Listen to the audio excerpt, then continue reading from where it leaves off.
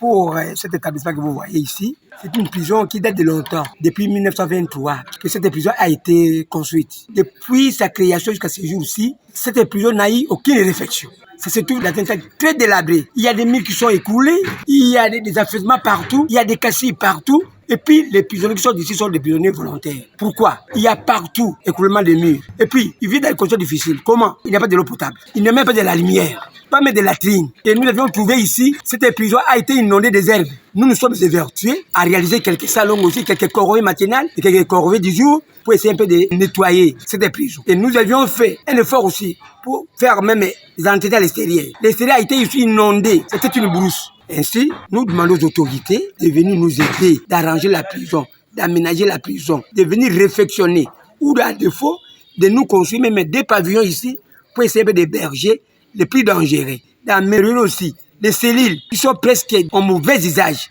Il n'y a pas de porte. On prend les métaux les plus durs là pour masser sur la porte, donc ça ne va pas. Nous travaillons dans des conditions très difficiles. Il y a un danger. Il y a un danger pourquoi? Nous avons des vents violents ici au lac. Alors, comme les toitures, les charpentes sont dans mauvais état, il y a des fermes qui sont déjà décachées, il y a certaines places aussi, les linteaux sont cassés, il y a risque d'écoulement. Il y a risque donc d'écraser, voire même les détenus, pas seulement les détenus, même les agents qui travaillent ici. Nous courons du jour au jour des risques. C'est ce que nous demandons aux autorités, tant provinciales que les autorités aussi nationales, de nous mettre dans les programmes de réflexion des prisons qui vont élaborer, pour que la prison ici puisse aussi être revêtue d'un nouveau tissu. C'est une prison aussi qui est historique, puis cette prison ici a hébergé autrefois. Le fait, papa Etel Tshisekedi, qui a passé un certain moment ici, dans cette prison ici en détention. Alors, qui songe à cela, c'est une prison qui a une importance capitale. C'est une prison provinciale qui reçoit tous les détenus qui proviennent partout et ailleurs, dans tous les territoires. En tout cas, qui viennent nous secourir.